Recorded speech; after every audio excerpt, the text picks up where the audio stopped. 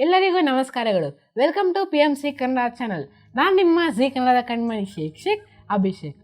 So friends, ಇವತ್ತು ನಾನು ನಿಮಗೆ ಒಂದು ಸಣ್ಣ ಕಥೆಯನ್ನು ಹೇಳೋಕ್ಕೆ ಇಷ್ಟಪಡ್ತೀನಿ. ಒಂದು ದೊಡ್ಡ ರಾಜ್ಯವಿರುತ್ತೆ. ಆ ರಾಜ್ಯದಲ್ಲಿ ಒಂದು ನಿಯಮ ಇರುತ್ತೆ. ಆ ನಿಯಮ ಏನಂತಂದರೆ, ಆ ರಾಜ್ಯದಲ್ಲಿ ಯಾರೇ ತಪ್ಪು ಮಾಡಿದ್ರು ಸಹ ಆ ರಾಜ್ಯದಲ್ಲಿರುವ ಒಂದು ವಿಷಕಾರಿಯಾದ ನಾಯಿಗಳ ಬೋನಿನಲ್ಲಿ ಆ ಮನುಷ್ಯರನ್ನು ಹಾಕ್ಬಿಡ್ತಾ ಇದ್ರು. ಆ ಮನುಷ್ಯರು ನಾಯಿಗೆ ಆಹಾರವಾಗ್ತಾಯಿದ್ರು. ಹೀಗೆ ಆ ಪ್ರೋಸೆಸ್ ನಡೀತಾ ಇರುತ್ತೆ. ಯಾರ್ಯಾರು ತಪ್ಪು ಮಾಡ್ತಾರೋ ಅವ್ರನ್ನೆಲ್ಲ ನಾಯಿ ಬೋನಿಗೆ ಹಾಕ್ತಾ ಇರ್ತಾರೆ. ಹೀಗೆ ನಡೀತಾ ಒಂದಿನ ರಾಜ ಮತ್ತು ಮಂತ್ರಿ ಇಬ್ಬರು ಸಹ ರಾಜ್ಯದಲ್ಲಿ ಇರುವ ರಾಜ ಮತ್ತು ಮಂತ್ರಿ ಇಬ್ಬರು ಸಹ ಲೆಕ್ಕ ಮಾಡ್ತಾ ಇರ್ತಾರೆ. ಲೆಕ್ಕದಲ್ಲಿ ಮಂತ್ರಿ ಸ್ವಲ್ಪ ತಪ್ಪು ಮಾಡಿಬಿಡ್ತಾನೆ.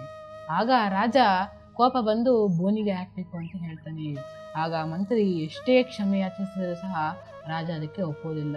ರಾಜರೇ, ನನ್ನನ್ನು ದಯವಿಟ್ಟು ಕ್ಷಮಿಸಿ, ಮುಂದಿನ ಬಾರಿ ಈ ಥರ ಆಗೋದೇ ಇಲ್ಲ. 20 ವರ್ಷಗಳಿಂದ ನಿಮ್ಮ ಹತ್ರ ಕೆಲಸ ಮಾಡಿದ್ದೀನಿ, ಆದರೂ ಸಹ ಒಂದು ತಪ್ಪು ಆಗಿಲ್ಲ. ಇದೊಂದು ಸಣ್ಣ ತಪ್ಪಾಗಿದೆ ನನ್ನಿಂದ, ಕ್ಷಮಿಸಿ, ದಯವಿಟ್ಟು ಕ್ಷಮಿಸಿ ಅಂತ ರಾಜನಿಗೆ ತುಂಬ ಬೇಡ್ಕೊತಾನೆ. ಆದರೂ ಸಹ ರಾಜ ತನ್ನ ನಿಯಮವನ್ನು ಮುರಿಯೋದಕ್ಕೆ ಇಷ್ಟಪಡಲ್ಲ. ಹೀಗೆ ರಾಜ ಮಂತ್ರಿಯನ್ನು ಬೋನಿಗೆ ಇನ್ನೇನು ಹಾಕಬೇಕು ಅನ್ನೋಷ್ಟೊತ್ತಿಗೆ ಆ ಮಂತ್ರಿ ರಾಜನಿಗೆ ಹೇಳ್ತಾನೆ, ರಾಜರೇ, ನನಗೆ 20 ದಿನಗಳ ಕಾಲಾವಕಾಶ ಕೊಡಿ, ಆಮೇಲೆ ನನ್ನ ಬೇಕಾದ್ರೆ ಬೋನಿಗೆ ಹಾಕಿ ಅಂತ ಹೇಳ್ತಾನೆ. ಆಯ್ತು, 20 ದಿನದಲ್ಲಿ ಏನು ಮಾಡ್ಕೊ ಹೋಗು ಅಂತ ರಾಜ ಮಂತ್ರಿಯನ್ನು ಕಾಲಾವಕಾಶ ಕೊಟ್ಟು ಬಿಟ್ಟು ಕಳಿಸ್ಬಿಡ್ತಾನೆ. ಹೀಗೆ 20 ದಿನಗಳ ಕಾಲಾವಕಾಶದಲ್ಲಿ ಆ ರಾಜ ಮಂತ್ರಿ ಏನು ಮಾಡ್ತಾನೆ ಅಂತಂದರೆ, ಒಂದು ನಾಯಿಗಳ ಒಂದು ಬೋನಿನಲ್ಲಿ ಇರ್ತಕ್ಕಂಥ ನಾಯಿಗಳನ್ನು ಬಹಳ ಪ್ರೀತಿಯಿಂದ ನೋಡ್ಕೊಳ್ಳೋದು, ಅದಕ್ಕೆ ಊಟ ಮಾಡಿಸೋದು, ಅದಕ್ಕೆ ಸ್ನಾನ ಮಾಡಿಸೋದು, ಬಹಳ ಅದನ್ನು ಕೇರ್ ಮಾಡ್ತಾನೆ, ತುಂಬ ಚೆನ್ನಾಗಿ ನೋಡ್ಕೊತಾನೆ. ಹೀಗೆ 1 ಆದಮೇಲೆ 2 ಆದಮೇಲೆ 3 ಆದಮೇಲೆ 4 ಹೀಗೆ ದಿನಗಳು ಕಳೀತಾ ಇರ್ತವೆ. ಹೀಗೆ ಆ ನಾಯಿಯನ್ನು ತುಂಬ ಪ್ರೀತಿಯಿಂದ ನೋಡ್ಕೊತಾನೆ.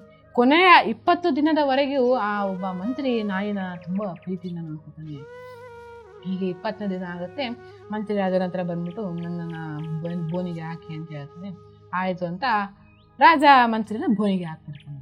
ಹೀಗೆ ಸೊ ಫ್ರೆಂಡ್ಸ್, ಅಲ್ಲಿ ನಡೆದಿದ್ದು ವಿಚಾರ ಏನಂತಂದರೆ, ಆ ನಾಯಿಗಳು ಆ ಮಂತ್ರಿಗೆ ಕಚ್ಚಲಿಲ್ಲ, ಬದಲಾಗಿ ಆ ಮಂತ್ರಿಯ ಪಕ್ಕದಲ್ಲಿ ಬಂದು ಕೂತ್ಕೊಂಡ್ವು.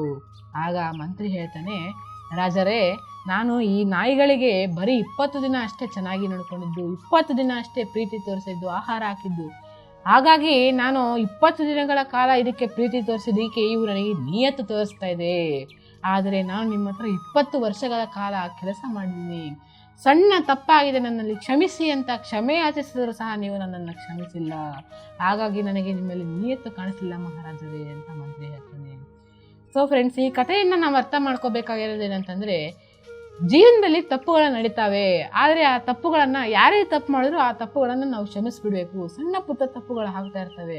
ತಪ್ಪು ಮಾಡಿದಾಗೆ ನಾವು ತಿದ್ಕೊಂಡು ಮುಂದಕ್ಕೆ ಹೋಗೋಕ್ಕೆ ಸಾಧ್ಯ ಆಗುತ್ತೆ. ಹಾಗಾಗಿ ತಪ್ಪು ಮಾಡಿದ್ರೆ ನಾವು ಅವ್ರನ್ನ ಕ್ಷಮಿಸ್ಬಿಡೋಣ. ನಮ್ಮಲ್ಲಿ ಕ್ಷಮೆಯ ಒಂದು ಗುಣ ಇರಬೇಕು, ಕ್ಷಮೆ ಯಾಚಿಸುವ ಗುಣ ಇರಬೇಕು. ಸೊ ಫ್ರೆಂಡ್ಸ್, ಮತ್ತೆ ಮುಂದಿನ ಕಥೆಯೊಂದಿಗೆ ನಾನು ನಿಮ್ಮ ಜೊತೆ ಸಿಗ್ತೀನಿ. ಅಲ್ಲಿವರೆಗೂ ನೀವು ನೋಡ್ತಾ ಇರಿ PMC ಕನ್ನಡ ಚಾನಲ್. ಲೈಕ್ ಮಾಡಿ, ಶೇರ್ ಮಾಡಿ, ಸಬ್ಸ್ಕ್ರೈಬ್ ಮಾಡಿ ಮತ್ತು ಮಾಡಿಸಿ. ಧನ್ಯವಾದಗಳು.